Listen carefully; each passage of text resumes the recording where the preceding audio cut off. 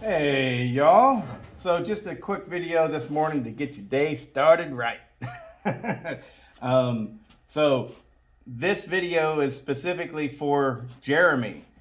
Jeremy, he made me this handle here for Bobby Boucher, and he prints them out on. He's got a 3D printer, so he can design them and print them, and he has fun doing that, and that's cool. And I'm very thankful, and hopefully he'll make me another,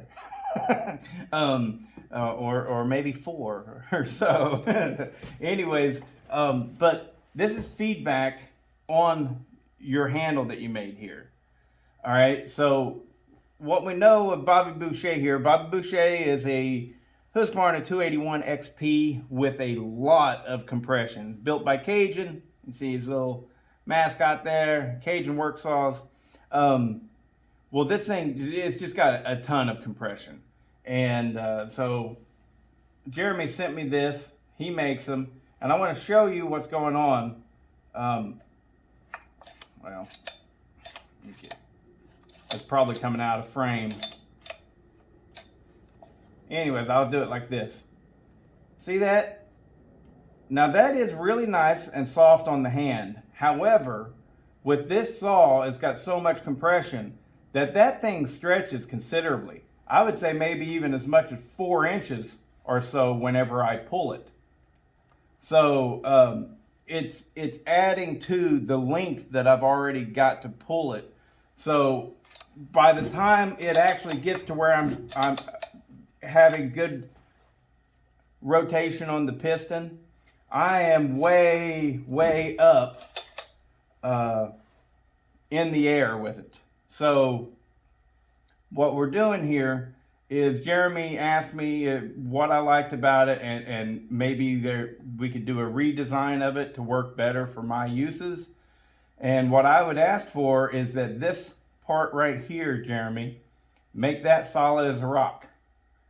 These are still going to stretch and give me the cushion that I need, or would like to have.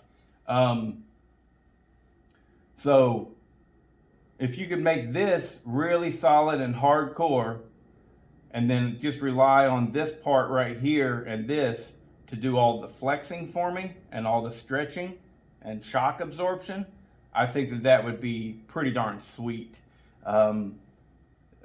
This material, I don't know what it looks like inside there, but my guess is it's all hash marked. You know, it's pretty hollow inside. And so if we fill that in with more material, it becomes stiffer. He made some other, can I get it real quick?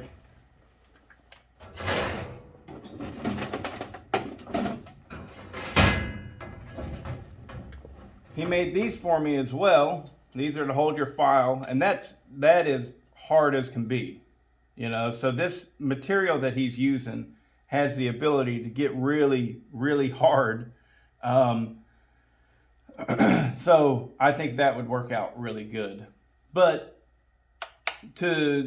starting this Bobby Boucher, it has helped tremendously. At first, I took some winds off of it because my mind wasn't thinking right, and I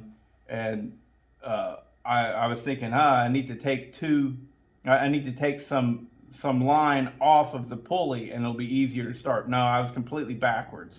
I needed to add more line to it, and I was able to get considerably more string on that roller. I think I was able to get, from the way it was whenever I first got it, 2 full extra wraps on that pulley. So it made a huge difference in starting it. Now starting this thing honestly isn't all that bad. And especially with the addition of this thing, it's really not all that bad. But because this thing is so soft, I can't get the initial jerk through the compression that I need. So if we can stiffen that top part up right there, I bet you we'll be ready for action. But this saw is a blast to run. It's It's very strong. I won't say extremely strong, because you got to realize I've got I've got other things, but for what it's extremely strong. It's only 81 cc's. It's not my 120 cc 3120. Okay, so it's weird talking about this stuff, because it's like, yeah, this thing is freaking awesome, but is it a 12 horsepower saw? No, it's not a 12 horsepower saw. But I bet you it's definitely I bet you it's a 9 horsepower saw. I mean, man, it runs. It is strong. It really pulls chain. And Pat did a fantastic job in building it, and I'm just so happy to own such a cool saw. Just really own such a cool saw. What I think I'm going to do is this top cover right here. I might go ahead and purchase a Farmer Tech top, a made in China top for it, just because I like my stuff to look real pretty. And I think I want to do something crazy to the top. I might do it to this top right here, but it being an OEM top, even though it's all cut up and stuff, I don't know, I just have a hard time painting an OEM plastic like this. It's difficult to get. So I might get a Chinese one, just so that I don't have a difficult time with painting it the way that I want. And what I want to do is like boat paint. You know what I'm talking about? Like a bass tracker, how they've got just the craziest, thickest, heaviest metal flake in there. Biggest metal flake you ever did see. I kind of want to do something like that up here. And maybe I will, maybe I won't. But to have that top just ridiculously sparkling silver would probably, I think that would look awesome. This brake is actually it is a Chinese brake, and I put it on there for 2 reasons. Number one, the setup that came with it from the factory, the factory Husqvarna setup, the brake doesn't work on it. The band is broken, and it had the older style setup on here. And so as far as I can tell, you can't find that band. I can't find it. So I got one of these because I know that, like, during a race, I'll disable this brake completely and everything. But it sucks because it's like really close to the handle there. It looks goofy, but I'll just remove this completely, and then whenever I need it for certain types of operations, or if I'm using it as an actual work saw, then I'll just put that right back on, and we're good to go there. But yeah, a big, crazy, solid silver flake top is what I want for this guy, because it's really cool, and everybody needs to. I want them to see it and go whoa, because they should, because it is a whoa type of saw. It is a whoa type of saw. But anyways, this video is just about that. Pat, a different Pat the sound guy, he sent me. I haven't gotten it yet. He told me about it. He's up in Canada, and so it'll probably take a little while to get here. But he sent me a snowblower handle, and so we'll see how that turns out and how I like that and everything. I'm sure it'll be good. But this is definitely a saw that you want a nice big handle like that for. You really do. Because it really is hard to pull. But it's nowhere near what it was whenever I first got it. Adding this and adding that a couple more wraps on that pulley really made a big difference on how it pulls. And it is breaking in and loosening up. So somebody, Darren? Yeah, I think it was Darren. Darren asked if it's even broken in yet. Not even close. I mean, I don't know how long this setup would take to break in, but I know that it probably only has about 1 tank of fuel ran through it. And so it's definitely not broken in. But the more I run it, the easier it is to start, and the more I get the hang of it as well. Uh, with the last video I made with it running, where I tested it with a 7-pin sprocket versus the 8-pin sprocket, I completely understand that a lot of that is me, and my way of running a saw. If I roll up to a race with this, with anything less than 18 inches of wood, and especially if it's softwood, I'll definitely be running an 8-pin, maybe even a 9 on it, depending on the wood. But what I'm cutting here, I mean, if you watch the channel, you know how I roll. It's like almost exclusively red oak, and bigger red oak as well. The little log that I have as my test log, I think it measures like 17 inches in diameter, and 17 inches of red oak, to race through it, right? It's a lot. It's a lot of wood. It's not pine. It ain't pine. It ain't poplar. It ain't sweet gum. It ain't Doug fir. It's oak. And that stuff is hard. And a lot of times people see my videos and immediately think that my chain's dull. So I do a lot of videos where I do in fact have I never really run a dull chain, but a chain that is lacking for sure. But most of the time what y'all are seeing is real wood.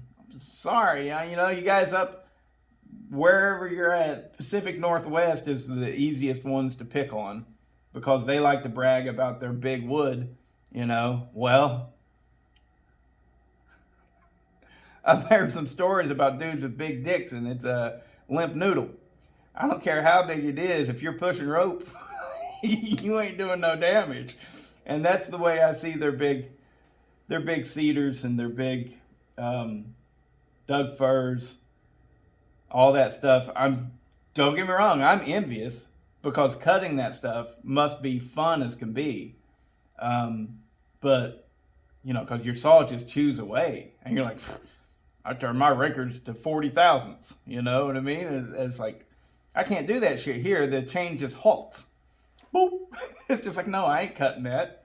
So everything is relative, and you guys as viewers, well, for one, you would be very easy to be fooled, and a lot of people fool the viewers. A lot of people fool the viewers. A lot of people run their saws in softwood with a square grind chain, and they go, wow, isn't that amazing? Well, of course it is. Of course it is. You got 20 inches of soft, loblolly pine, and you got a square grind chain that's like one step away from a race chain. Of course it looks amazing, right?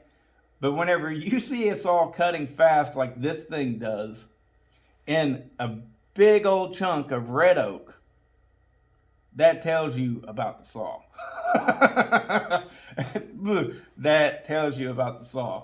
It runs really good, and it's really strong, and I can't wait. I've got a small pine that's probably about 10 inches in diameter at the base.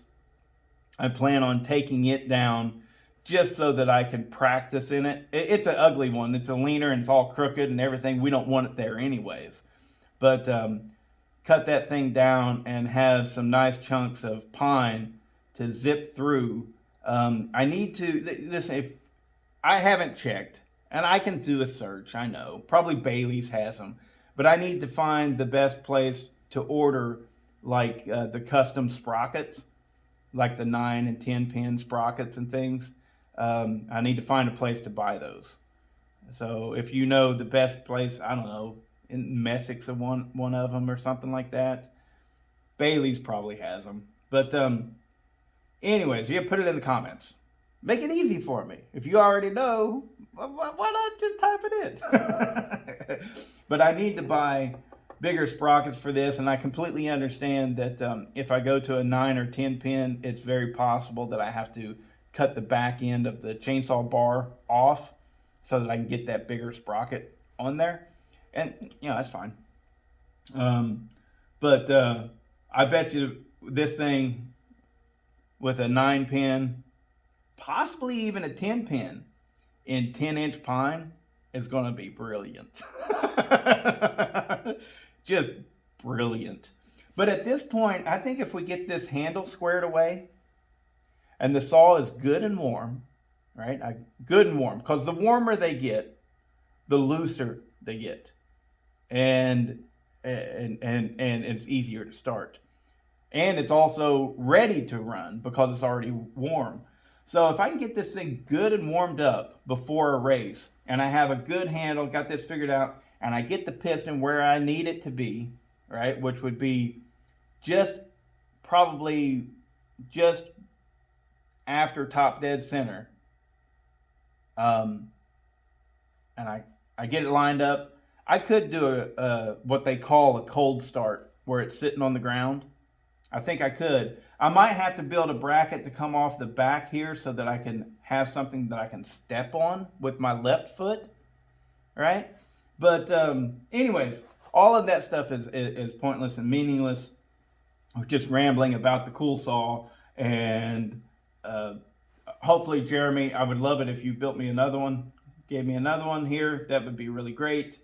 He sent me an email saying he likes doing it, so I don't feel so uncomfortable asking for it, But anyways, yeah, that's Bobby Boucher and the starting and all this stuff and the cool handle. And maybe you guys like the video. Maybe you think it's BS. What I'm going to do today, I need to do some cleanup and everything, but I got to set up a video, start making the actual video for the Ukraine saw. And I hopefully, as long as the weather stays good, I'm going to run that Iron Horse 372 and probably the Pioneer P41 as well. And that P41, I believe it takes almost exactly the same bar as my Poland 4000 does. I know they're not exactly the same, but they're probably pretty close, and I can make a bar work for the two of them, and we can see which one cuts faster. The Poland 4000 cuts good, but it's not broken in. And I honestly don't know if it'll be able to beat that P41, even though they're both very similar in size. The Poland 4000 is 63.5 cc's. A lot of people think it's a 65 cc saw. It's not. But it's close enough to where it's reasonable to call it that. But the Pioneer, I looked it up, and it's actually 66 cc's, which, I mean, as far as the cc range goes, they're so close. It's a fair competition.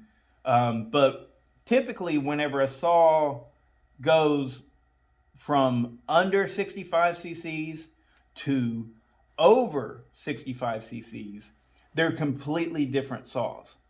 Typically that's what happens.